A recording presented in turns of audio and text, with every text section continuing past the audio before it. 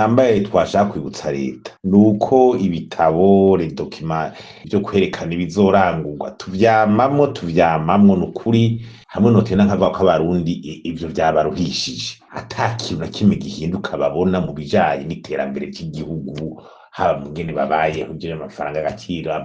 ibikorwa remezo infrastructure amatara niki ivyo bintu byose ukabona umengo biguma bidindira mugabo amafaranga aguma akoreshwa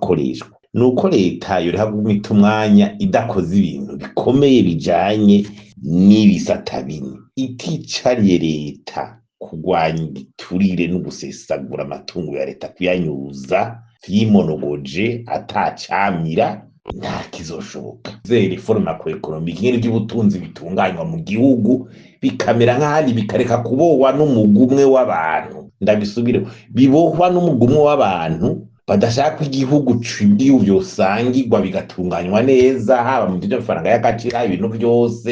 ibyo by'igitoro byose nta kazoshoboka hari ikindi kire no korohereza abagwiza atunga environnement des affaires icyo batacicariye ngo hinjira imitahe y'abandi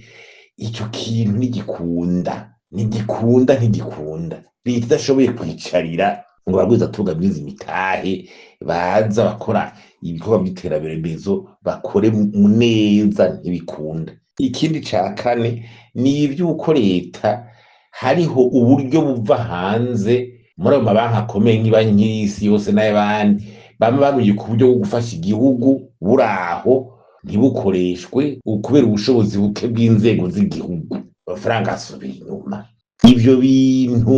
bidakoreweko novuga ati zeruka nta terambere muzopfa muzaniye igihugu muri leta. Ivyo bitabo rero ministre w'ide finance ariko arajana mu nama nshingamateka ni ukumara ibwirizwa nta kintu na kimwe bishobora gushikako.